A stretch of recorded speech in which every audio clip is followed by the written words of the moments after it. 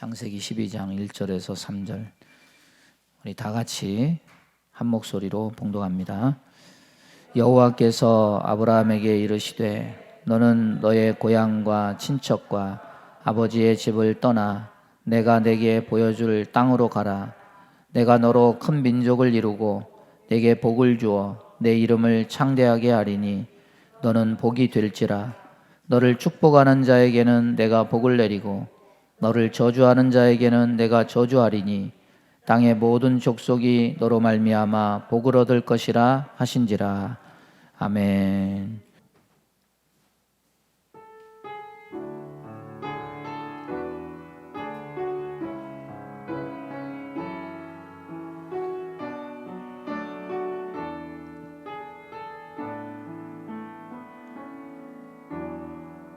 이 시간 너의 맘속에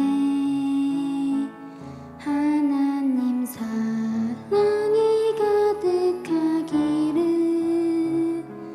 간절히 기도해 간절히 소망해 하나님 사랑 가득하기를. 하나님은 너를 사랑해. 얼마나 너를 사랑하시는지 너를 위해 저 별을 만들고 세상을 만들고 아들을 보냈네. 오래전부터 널 위해 준비된 하나님의 크신 사랑, 너의 가는 길 주의 사랑 가득하기를 축복해. 힘든 일도 있겠지만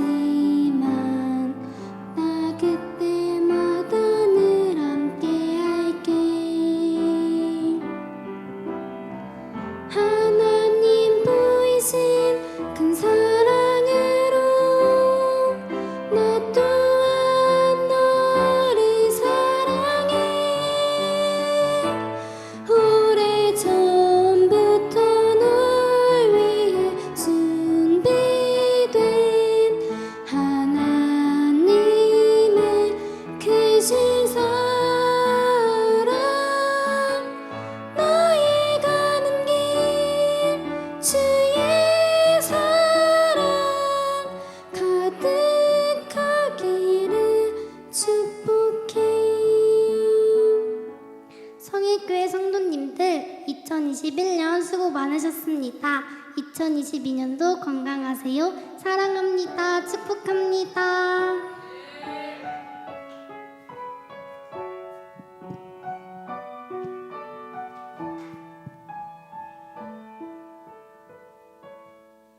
나에게로 와서 너에게로, 이런 제목으로 은혜 나누겠습니다. 오늘 다 같이 모여서 원래 재직회를 해야 되는데 온전하지는 않지만 안 할 수는 없고, 그래도 일부 예배 때도 그렇게 했습니다. 현장 예배 참석하신 분들만 재직회를 하도록 하겠습니다. 지난 월요일 날 결산하고 예산 편성을 마쳤습니다. 올해도 하나님께서 오히려 지난해보다 더 풍성하게 채워주셨습니다. 우리 권사님이 그래요. 11월에 돈을 많이 썼대요. 마이너스가 될 줄 알았는데 오히려 헌금이 더 많이 들어와서 마이너스가 아니었다고. 우리가 셈법은 하나님이 주신 것만 가지고 셈법을 해야 됩니다. 주신 것을 질서 있게 잘 관리하기 위해서 셈법이 필요합니다. 그런데 하나님이 주실 것까지 셈법하면 안 돼요. 왜냐하면 하나님이 주실 것에 대한 셈법은 인간의 셈법이 아니라 하나님의 셈법인데, 인간은 뭔가 있는 걸 가지고 계획을 세우고 대책을 세우지만 하나님은 그렇지 않아요. 하나님은 없는 가운데 있게 하시는 분이십니다. 그럼에도 인간이 항상 월권을 합니다. 환경, 상황, 숫자, 여건 가지고 자기 스스로 자기가 하나님도 아니면서 될지 안 될지 예상을 하고, 그게 가능하지 않을 것 같으면 불안하고 고민하고 혼자 그렇게 뒤집어 쓰고 혼자 그렇게 괴로워하고, 그게 가능할 것 같으면 또 금세 우월감, 자신감이 있어가지고 교만해지고. 우리는 있는 것 가지고 뭔가 해야 되지만은 하나님은 그렇지 않아요. 항상 우리의 예상을 초월하십니다. 우리는 은혜를 경험하면 항상 뒷북을 쳐요. 아, 내가 믿음이 항상 부족하구나, 부끄럽구나, 하나님 앞에 죄송스러울 마음뿐이죠. 어차피요, 주실 것은 내 영역이 아니에요. 그건 하나님 소관입니다. 내 셈법 가지고 살면 두 가지 오류가 생깁니다. 하나는 오버해가지고 자만하든지, 하나는 스스로 비하해서 낙심하든지. 이건 믿음의 모습이 아닙니다. 하나님을 내 셈법 안에 가두고 우리가 하나님을 기대하는 것이 아니라 무능한 하나님으로 만드는 거예요. 믿음 있는 자는 교만하지도 않습니다. 믿음 있는 자는 낙심하지도 않습니다. 온전히 하나님만 바라봅니다. 이렇게 살지 말고 우리 믿음으로 사시기 바랍니다. 2022년 표, 주보의 표가 바뀌었죠. 한번 따라서 해볼까요? 복을 받는 나, 복을 전하는 우리. 제가 기복주의 신앙으로 회귀해서 이런 표를 만든 게 아니고, 이 코로나 겪으면서 진짜 절실하게 느껴요. 하나님 은혜로 살았구나. 우리 교회 확진자 한 사람도 없는 거 정말 감사하고, 정말 우리가 알 수 없는 일들이 너무 많지 않습니까? 그리고 뭔가 우리가 나눌 수 있는 위치에 서려면 복을 받아야만 됩니다. 복이 나에게 와야 다른 사람에게 흐를 수가 있습니다. 하나님의 은혜는 전쟁이 나고 기근이 나고 전염병이 있어도 멈추지 않습니다. 세상 끝날까지 하나님의 은혜는 하나님 백성에게 부어줍니다. 믿는 자는 이것을 체험하며 사는 자들입니다.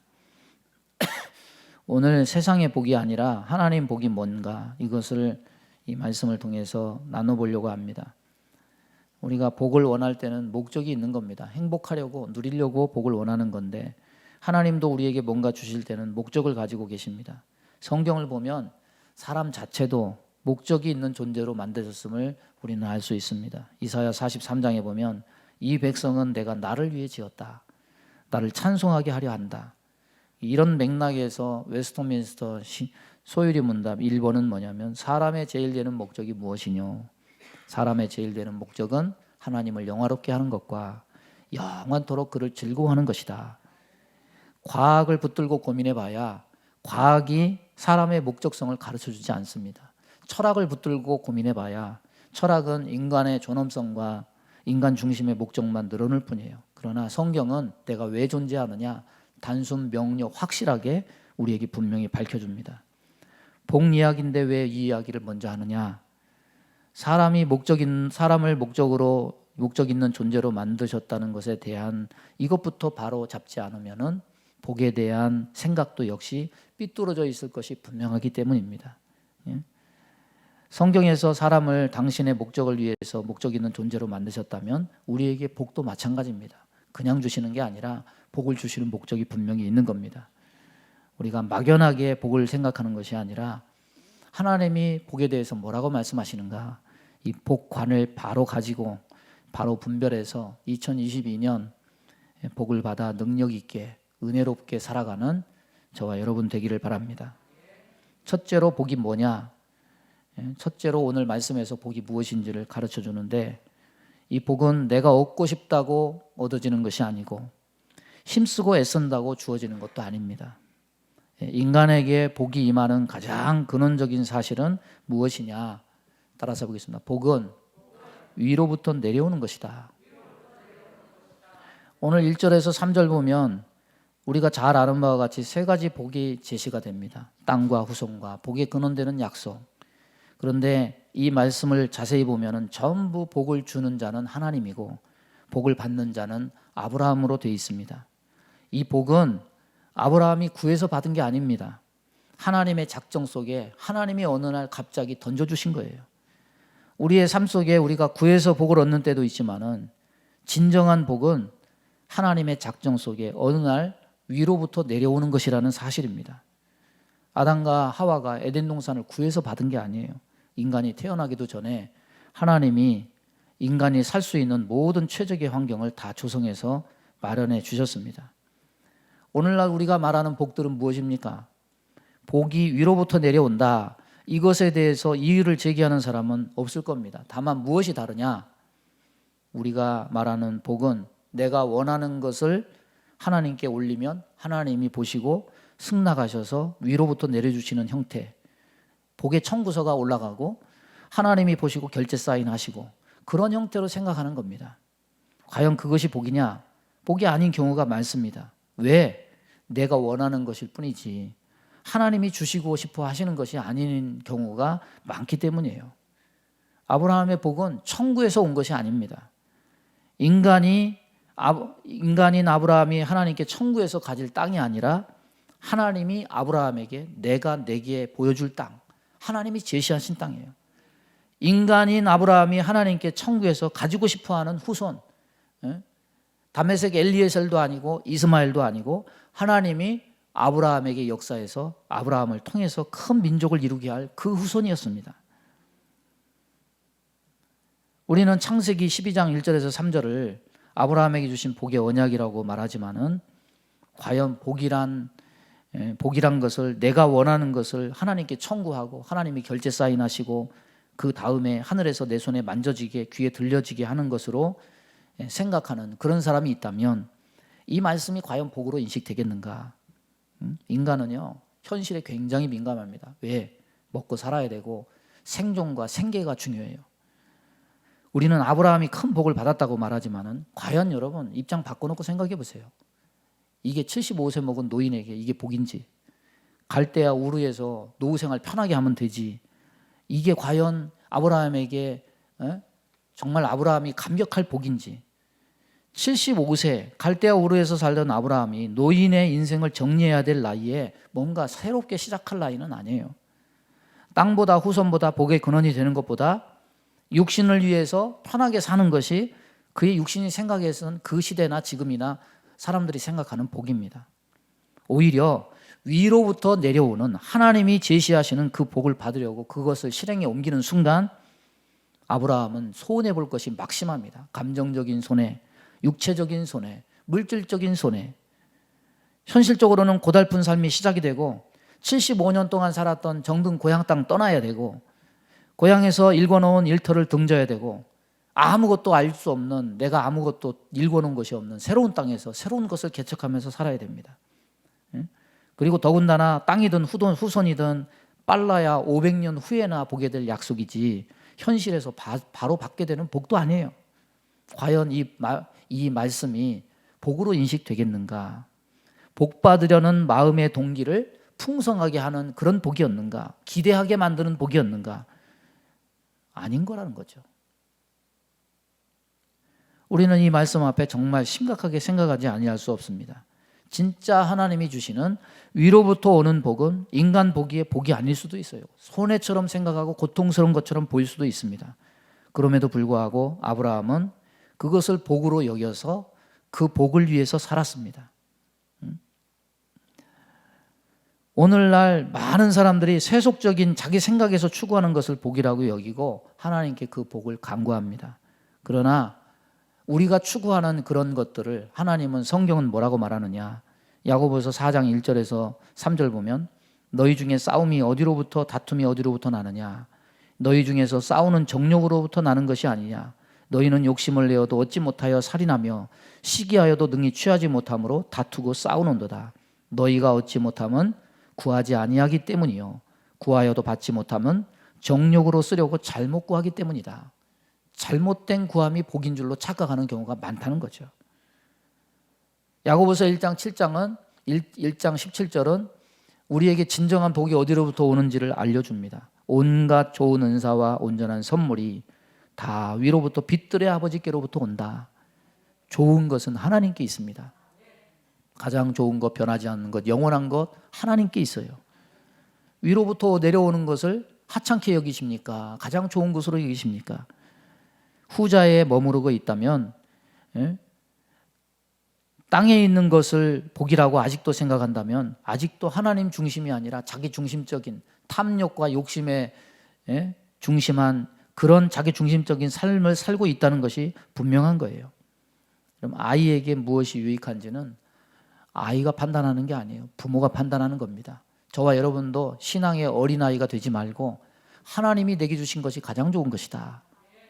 이것을 생각하고 하나님께 그 진정 위로부터 내려오는 복을 받은 자들이 되기를 바랍니다. 두 번째 보면은 하나님께서 3가지 약속을 하셨는데 뭐 땅 주겠다, 자손 주겠다, 복의 근원 되겠다. 이 사람들은 이 3가지 중에 어디에 관심이 많냐면 앞에 있는 2가지에 관심이 많고 뒤에 있는 것에는 잘 관심이 없습니다. 그렇지만은 이 3가지는 분리된 게 아니에요. 이것은 마지막, 특히 마지막 3번째에 있는 복의 근원이 되겠다고 하는 것은 땅과 자손을 주는 목적인 것과 연관이 있습니다. 여러분, 하나님 창조하신 세계를 보십시오. 인간은 자연에 자꾸 손을 대서 자연을 파괴합니다. 지금 북극이나 남극이나 다 녹고 있어요. 인간은 자연에 손을 대서 발전시킨다고 표현하는데 여러분, 자연을 보십시오. 자연은요, 발전이란 개념이 없습니다. 왜냐? 이 자연은 그 자체로 하나님의 완성품이기 때문에 더 이상 발전할 것도 없어요. 그대로 놔두는 것이 그냥 완성된 겁니다. 그런데 그 완성된 것이 완성되었다는 것이 이제는 손을 떼고 아무것도 안 한다, 정체된 것이 아니에요. 완성되었지만은 계속 움직여요. 이 모든 만물은 움직이고 살아 숨을 쉽니다. 가만히 있는 나무조차도 뿌리에서 진액을 빨아서 줄기에 보내고 가지에 보내면 그 가지 끝에 달린 꽃에 수분이 보내져서 살아 숨쉬어요. 우리 겨울 되면요, 한 가지 좀 생각할 게 있어요. 나무가 우리보다 나아요. 우리는 추위를 못 견뎌서 못 껴있죠. 근데 나무는 그 추위 속에서도 자기 생명을 지키고 살아있어요. 이걸 누가 움직이느냐? 하나님이 하시는 거 아닙니까? 움직이는 생명의 비결이 뭐냐? 가만히 있지 않아요. 흘러요. 계속 뭔가 움직이고 있습니다. 하나님은 완성된 모든 세계를 정체된 것이 아니라 움직이고 흐르게 만드셨습니다. 지구가 자전거와 공전을 하고 움직임을 멈추지 않습니다. 하늘의 구름이 계속 움직입니다. 드넓은 한강물이 흘러서 인천 앞바다로 흐르고 있습니다. 한 번도 그 흐름을 멈춘 적이 없어요.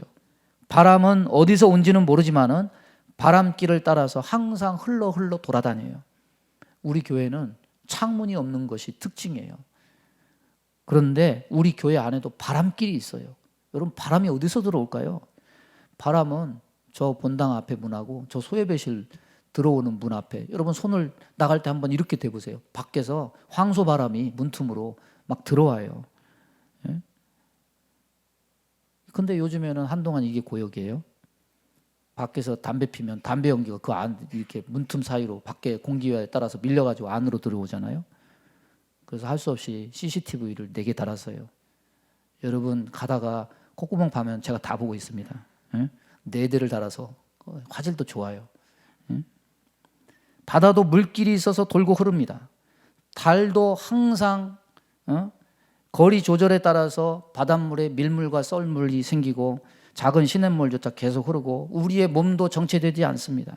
우리가 명령하지 않았는데 계속 피가 돌고 있기 때문에 우리는 사는 거예요. 우리의 폐도 순환작용을 해요. 여러분, 코로나가 호흡기 질환이잖아요. 코로나 걸리면 폐가 치명적이에요. 여러분, 감사해야 돼요. 하나님, 이 코로나 속에도 제 폐를 건강하게 지켜주셔서 감사합니다. 이게 하나님의 은혜예요. 여러분, 만약에 이 흐름의 움직임이 멈추면, 자전거 공전이 멈추고 바람이 멈추고 구름이 멈추고 대기의 순환이 멈추고 강물의 흐름이 멈추고 피 순환이 멈추고 호흡이 멈춰지면 이거는 생명이 아닙니다. 죽은 거예요. 움직이지 않은 것은 다 죽은 겁니다. 죽은 것은 생명이 없기 때문에 복이 아니에요. 흐름이 없어지면 세상 만물 모든 것이 다 썩습니다. 따라서 흐름이 없는 것은 복이 아니에요. 하나님이 아브라함에게 주신 복은 죽은 복이 아닙니다. 하나님이 아브라함에게 주신 복은 생명 있는 복입니다. 위로부터 아브라함에게 부어지고 또한 아브라함의 후손을 통해서 많은 백성에게 흘려야 될 생명 있는 복임을 우리에게 시사합니다. 땅과 후손은 내가 받아야 될 복이지만 내가 무엇하기 위해서 받아야 되는 복이냐? 다른 일을 살리기 위해서 흐르는 목적이 있는 복이라는 거예요. 내가 내게 온 것을 흐르게 한다고 내가 손해가 아니에요. 비워지는 것이 아닙니다. 스가랴서에 보면 환상이 나옵니다. 거기에 감람나무가 있습니다. 감람나무에서 기름이 흐르는데 관대롱으로 인해 가지고 등잔대에 그 기름이 감람나무에서 계속 등잔 위에 기름 그릇에 계속 공급이 돼요. 뭘 의미합니까? 너의 빈잔은 아버지께서 채워주신다. 복의 근원이 된다는 것은 바로 그런 의미를 얘기하는 겁니다. 그러나 오늘날 하나님이 만들어 놓은 복을 땅과 후손으로만 한정시키고 단절시켜서 복의 흐름을 막아버리고 왜곡된 복을 즐기는 존재가 누구냐? 사람 아닙니까? 복의 흐름을 끊어놓은 것, 흐르게 해야 되는데 흐르지 못하고 그걸 독식하려고 자기만 가지고 소유를 한정시키는 존재가 누구냐? 바로 사람이에요. 하나님과 영혼의 소통을 끊어서 죽음을 자초한 것 사람이에요. 선악을 아는 지식을 하나님에게서 인간에게로 흐르는 대로 받지 않고 내가 스스로 이것을 판단하겠다, 흐름을 끊어버리고 욕심내다가 망한 것 바로 사람입니다.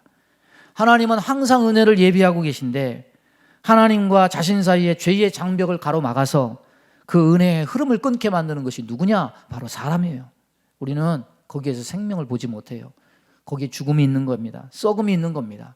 악취가 진동하게 되는 겁니다.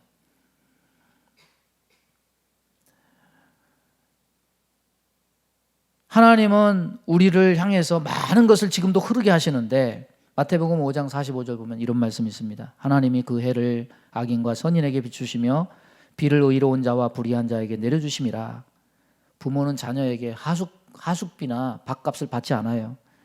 하나님도 마찬가지입니다. 하나님이 생명 줘서 살게 하는 인간들에게 해와 비와 이것을 악인과 선인에게 불공평하게 하지 않고 똑같이 공짜로 흘려주십니다.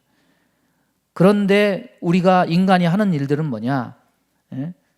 복을 받은 후에 흘리지 않고 복의 흐름을 끊어서 자기만 살겠다고 독차지하려는 것이 바로 인간이 하는 거라는 거예요.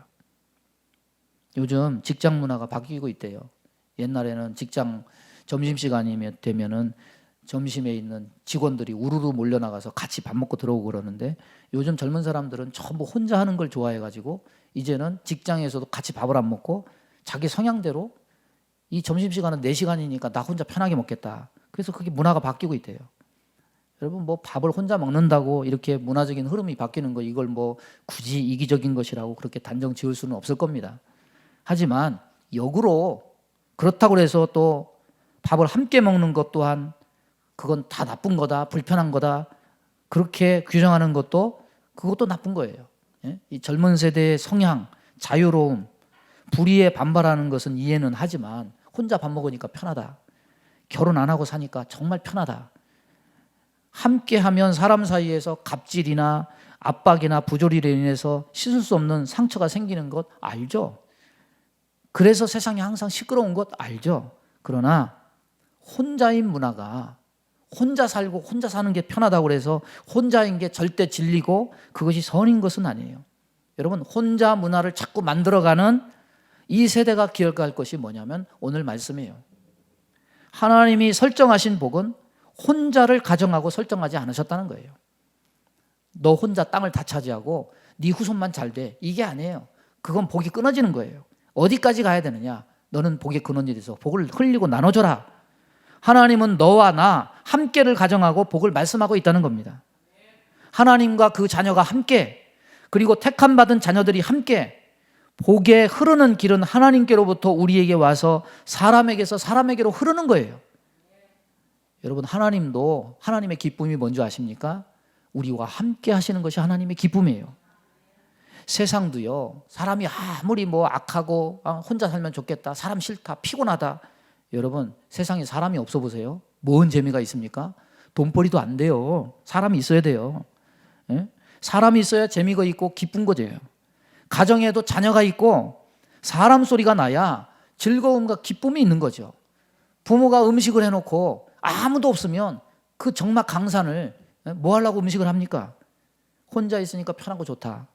이걸 조심할 것은 하나님의 생각이나 성경적 사상은 그와는 다르다는 거예요. 함께 하는 게 왜 싫습니까? 아니 갑질 당하잖아. 불편하잖아. 희생해야 되잖아.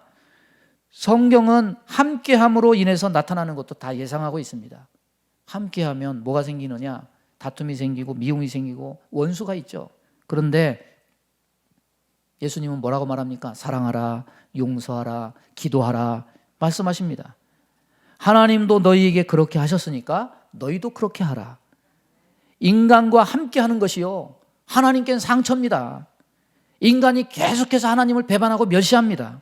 하지만 하나님은 우리를 포기하지 않고 끝까지 품으셨습니다. 우리에게 온 복이 왜 우리에게 유지된 줄 아십니까? 하나님의 희생과 하나님의 길이 참으심이 전제된 것이 우리에게 복이 된 거예요. 인간을 끝까지 참으셨고, 인간을 끝까지 사랑하셨고, 인간을 끝까지 품었기 때문에 나라는 존재가 존재할 수 있었음을 기억한다면 다른 이에게 흐르는 복도 역시 누군가의 희생 없이는 흐를 수 없는 것임을 우리는 알게 되는 거예요. 예수 그리스도의 희생이 있었기 때문에 하나님의 자녀들이 존재하는 겁니다. 부모의 희생이 있었기 때문에 자식이 존재하는 겁니다. 소돔과 고모라를 구원해달라는 아브라함의 간절한 기도가 있었기 때문에 조카 롯이 구원을 얻을 수 있었던 것임을 안다면 나의 희생, 나의 손해 없이 그냥 좋은 말로 복을 받아, 복은 남에게 흐르는 거야, 덕담이나 하는 게 그게 전부가 아니라는 거예요. 자식 하나 키우는 게 얼마나 힘들어요. 요즘 젊은 사람들은 자식 하나도 어떻게 할 줄을 몰라서 그게 오늘 내일 한 얘기도 아니지만은 그러고 보면 그 옛날에 7, 8 낳아가지고 그걸 다 그렇게 키운 부모님들 보면 너무 존경스럽지 않습니까? 자식 키우다가 부모가 늙어가죠. 하나님께서 하나님 혼자 편하실 것 같으면 영원토록 자존하시면서 그냥 인간들이 하는 짓거리 내버려 둬서 그냥 망하게 내버려 두면 될 일이에요. 부모가 자식 낳아놓고 편함을 추구할 것 같으면 결혼도 하지 말든지 아니면 자식을 낳고도 젖을 먹든지 똥을 싸든지 그냥 내버려 두면 될 거예요. 그러나 정상적인 부모는 그러지 않아요. 하나님도 역시 그렇게 하지 않으셨어요. 부모는 내리사랑이라고 그러죠. 자신의 부모가 자신에게 그렇게 했듯이 자신도 자식을 위해서 보살피고 사랑해서 생명을 이어가게 해요. 복음에서 말하는 복은 너 혼자만 잘 살아라. 땅을 줄 테니까 땅에서 나온 것 가지고 소유를 부풀려서 네 후손들끼리만 잘 먹고 잘 살아라. 그게 아니에요. 함께 해야 복이 완성되는 것이다. 함께를 말해요. 그런데 함께는 그냥 안 돼요. 함께 하려면 희생해야 된다 말해요. 그러니까 혼자만의 자유를 말하지 마세요. 성경은 분명히 복을 말하면서 함께 해야 복이 완성되는 것이다. 하나님도 우리와 함께 하시기를 원하십니다. 복을 나누려면 그러기 때문에 입으로만 안 돼요. 반드시 희생해야 나눌 수가 있는 거예요. 희생해야 복이 흐르는 거예요. 마지막으로 왜 이렇게 해야 되느냐? 왜 이렇게 하는 것이냐? 따라서 보겠습니다. 복은 살리는 것에 목적이 있다. 복은 나를 살리고 복은 다른 사람을 살려요. 복은 나를 살리기 위해서 흘러오는 거예요. 다른 사람을 살리기 위해서 흘려야 되는 거예요. 땅과 자손의 복을 받았다고 해서 만족해서는 안 되고 복의 근원까지 되는 방향으로 우리는 나가야 돼요. 그래서 복은 살리는 것이고 생명이 있는 것이 복입니다. 흐름은 손해가 아니에요. 내가 채워지는 비결입니다. 내 잔이 비워지면 하나님은 분명히 또 기름을 채워주십니다. 내가 흘릴 때 은혜와 생명은 다시 내게 주어지고 그 흐름으로 또 다른 누군가가 살게 되는 겁니다. 하나님은 인류에게 행하신 가장 크신 일은 뭐냐? 죄악으로 인해서 하나님의 은혜의 흐름이 막혀 있는 것을 불쌍히 여기셔서 예수 그리스도를 통해서 그 막힌 죄의 장벽을 허시고 은혜의 흐름을 다시 회복시켜 주신 것입니다. 그 은혜 때문에 우리가 살아났고 그것이 우리에게 가장 큰 복이 되었습니다. 우리는 하나님이 아브라함에게 약속하신 물리적 땅과 혈통의 후손은 되지 못했지만은 그보다 중요한 하늘의 기업을 소유로 받게 되었고 아브라함의 영적 후손이 되었어요. 이 은혜의 흐름이 하나님에게서 예수 그리스도에 흐르고 예수 그리스도에게서 많은 복음의 증거자들에게 임하고 그들로부터 내게로 와서 결국 오늘의 나를 살린 겁니다. 에스겔 47장은 이 생명의 원리를 우리에게 말씀합니다. 성전 문지방에서 물이 나와 보니까 물이 발목에 오르고 무릎에 오르고 허리에 오르고 다시 건너지 못할 강이 되고 그 물이 바다에 이르고 이 흘러내리는 물로 말미암아서 바다가 살고 모든 생물이 살고 고기가 심이 많아져서 그 강이 이르는 곳마다 어부가 서고 그물 치는 곳이 되고 강 좌우에는 각종 먹을 과실나무가 자라서 잎이 시들지 않고 열매가 끊이지 않고 달마다 새 열매를 맺는다. 흐르면 나도 살고 다른 이도 살립니다. 이것이 복의 목적이에요. 그러나 흐르지 않으면 함께 죽어요. 진펄과 개펄이 된다. 소금 땅이 된다. 예? 여러분 중요한 것은 뭡니까? 복의 근원이 되는 것은 따라서 보세요. 내가 살아있어야 된다. 내가 죽어 있는데 어떻게 다른 사람을 살립니까? 저와 여러분이 그래서 복을 받아야 돼요. 복을 받아야 사는 거예요. 죽어가는 다른 이도 우리가 살려야 돼요. 죄악의 강물에 허우적대면서 자신이 무슨 짓을 하는지도 모르는 그런 사람이 얼마나 많습니까? 그런 사람을 보면서 예수님이 뭐라고 말씀하십니까? 저들의 죄를 용서해 주세요. 저들이 자기들이 하는 짓을 알지 못합니다. 우리 모두 살기를 바랍니다. 하나님의 은혜로 살기를 바랍니다. 나도 살고 너도 살고 우리 모두 사는 자가 되기를 바랍니다. 전염병 속에 살아있어요. 하나님의 은혜입니다. 우리가 다른 일을 살리는 일을 멈추지 말고 이것이 하나님의 일이고 우리의 일이고 교회가 세상에 존재하는 이유가 되는 겁니다. 이렇게 살리는 저와 여러분 되기를 바랍니다. 말씀을 정리하면 복은 청구서가 아니에요. 위로부터 내려오는 거예요. 그리고 내려와서 내게 가만히 있는 게 아니에요. 나를 살리고 또 다른 사람을 살리기 위해서 계속 흘러가는 거예요. 흐를 때 우리 모두가 삽니다. 2022년 우리 모두 살기를 바랍니다. 살리는 교회가 되기를 바랍니다. 믿음의 손을 가슴에 얹습니다. 몸이 아픈 곳에 손을 얹습니다. 하나님 아버지, 죽었던 저희들을 그리스도의 보혈로 다시금 살게 하시사 영생 소망을 갖게 하시니 감사합니다. 우리에게는 아직도 장구한 날에 삶이 주어져 있습니다. 이 삶 동안에 땅과 후손을 가지고 자랑만 하지 말고 하나님 희생해서 남을 살리고 복의 근원된 사명을 감당하는 우리 교회와 성도들 다 되게 인도해 주옵소서. 우리 마음 가운데 원망, 불평, 시기, 질투, 미움, 다툼, 이간질하며 불순종, 불신앙케 하며 불안, 조조, 염려, 근심, 두려움을 주는 모든 어둠은 다 떠나갈지어다. 죽음과 저주는 떠나가고 생명과 살림의 은혜가 있게 하여 주옵소서. 저들의 가정을 살려주시고 이 전염병으로부터 저들을 지켜주시고 믿음으로 승리할 수 있도록 은혜 베풀어 주옵소서. 몸이 연약한 곳에 손을 얹고 기도합니다. 손을 얹은 곳마다 보혈로 씻어주시고 성령의 불로 태워 주옵소서. 병고로 병상에 있는 자들 주의 손으로 안수하여 일으켜 주시고 보혈로 씻어서 정결케 하시고 깨끗게 해서 거룩케 해서 하나님의 살리는 역사를 감당하는 귀한 도구로 사용되게 하여 주옵소서. 예수님의 이름으로 축복하며 기도하옵나이다. 아멘.